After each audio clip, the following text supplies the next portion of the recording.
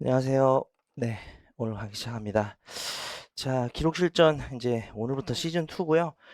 올해 전체 프로젝트에서는 오늘이 세 번째 모의 시험입니다. 그래서 오늘은 사실 작년에 낸 문제들 중에 그대로 적중해서 나온 문제는 좀 빼고 제가 냈던 것 중에 도저히 지울 수 없는 내년에 나올 가능성이 높은 애들만 좀 모여 있어서 오늘은 새로운 창작 문제는 없습니다. 그래서 그렇다는 건 다음 주에는 아마 최신 판례로 새로운 문제, 모의 시험에서도 못 봤던 문제를 만나시게 될 것 같고요.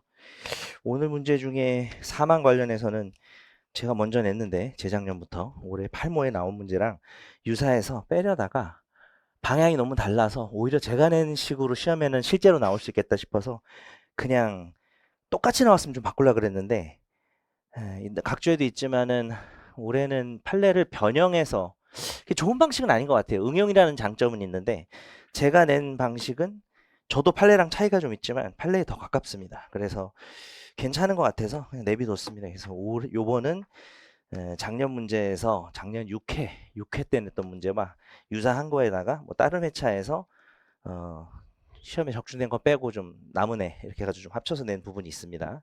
시즌2 첫 시작이니까 좀 가볍게. 근데 문제가 쉽지는 않죠. 사실 뭐 특히 올해 제 코스를 처음 하시는 분들은 어려웠을 거라고 생각하고 작년에 했어도 뭐 문제를 외우고 있는 게 아니고선 좀 어려웠을 거라고 생각이 되고요.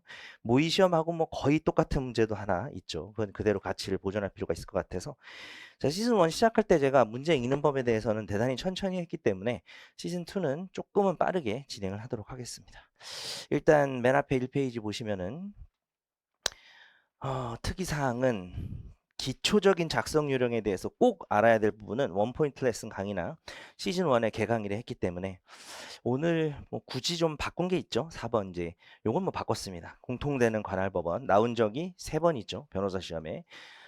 그 중에 이제 기억에 남는 게 상법상의 주식회사 관련된 소송 주된 사무소 소재지가 전속관할이란 말이죠. 우리 시험에 낼 만한 전속관할이 그 정도입니다.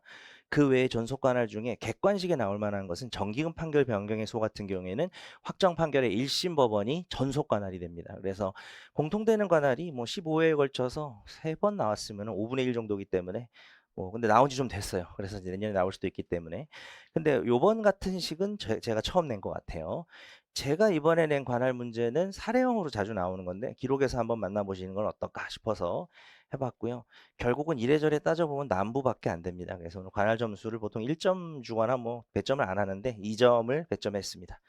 저는 이제 문제를 같이 푸는 방식이지만은 뭐 수업의 효율을 위해서 이미 풀고 오셨기 때문에 뒤에서 나왔던 내용들은 몇 가지 여기서 언급을 하지만 기본적으로는 문제를 처음 읽는 순서대로 일단 진행을 하겠습니다.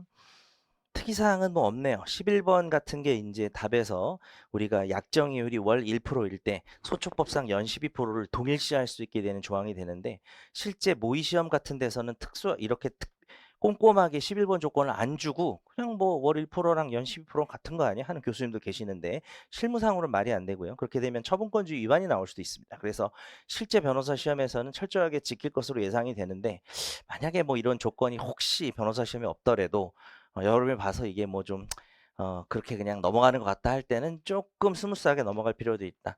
그러나 모의 시험에서도 저처럼 철저하게 연월 환산 조항을 주는 경우가 더 많습니다. 자, 오늘은 부동산이 많았죠. 부동산이 많은데 뭐 모아보다 보니 그렇게 좀 됐고요. 자, 3번 도면에서 느낌이 오실지 모르겠지만 이건 모의 시험 문제를 그대로 베낀 겁니다. 예, 그래서 너무나 그대로 가져왔는데 이런 방식은 외워둘 필요가 있을 것 같아서 외워두지 못하고 있는 분들은 오늘 답안지를 쓰면서 이게 앞쪽 문제이기 때문에 시간을 많이 소비했다라는 걸 기억하시고 이게 나온 지 벌써 3, 4년 됐고요.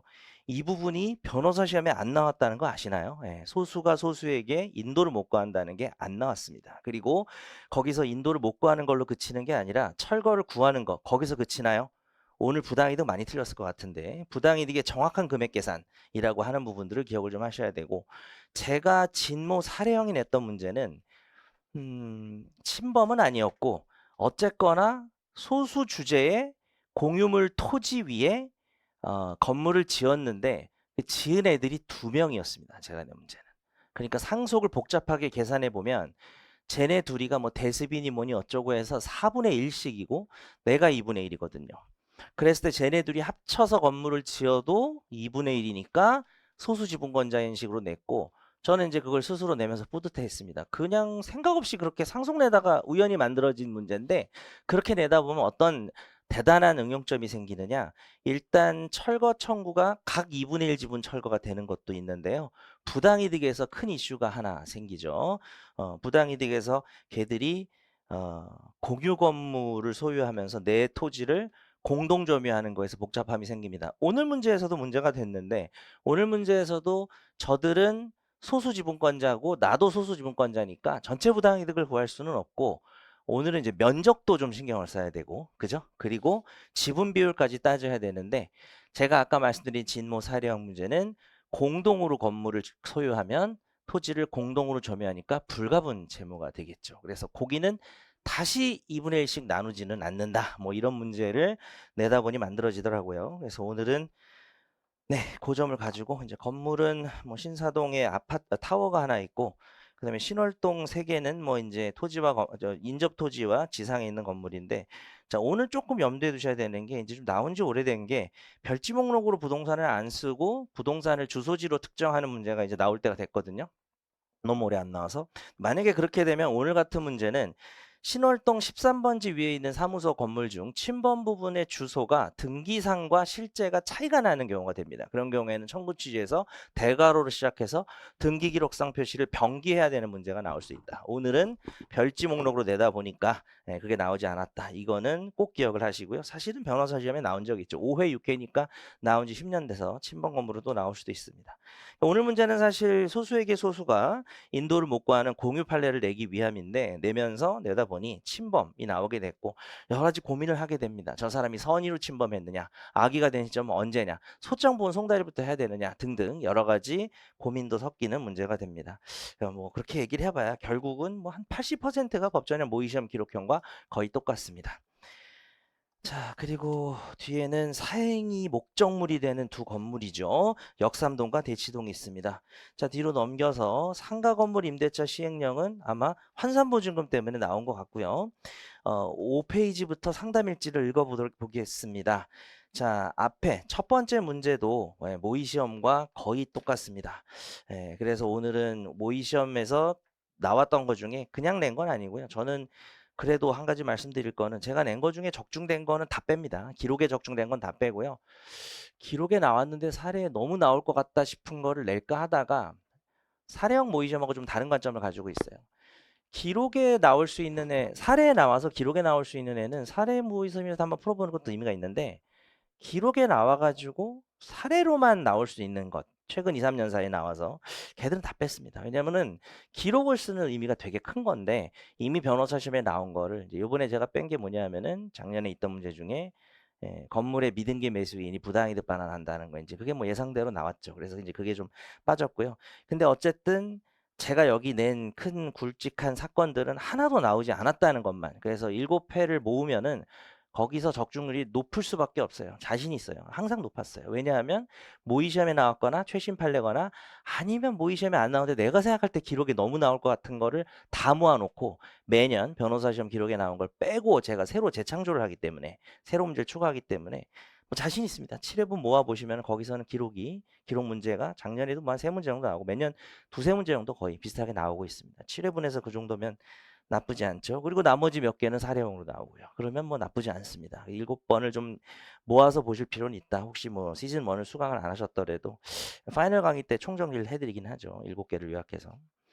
자, 요거는 이미 문제를 읽으셨을 테니까 시간 관계상 좀 빠르게 진행을 해보면 이 청아가 나의 금전 채무자인데 내가 대물변제 약정을 했는데 근데 다시 한번 청아가 최정분과 매매 계약을 체결하고 등기를 마치도록 했다는 거에서 바로 써야 되는 게 뭐예요?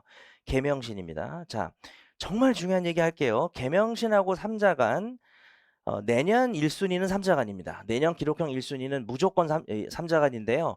아니 뭐 계명신이 또 나오면은 뭐 안 되나요? 그건 아닙니다. 그래서 결론은 뭐냐면 여러분이 문제를 읽으면서 계명신과 삼자간을 헷갈리면 진짜 큰일이 납니다. 그러면은 뒤에를 써도 약간 소용이 없어질 정도의 수준이에요.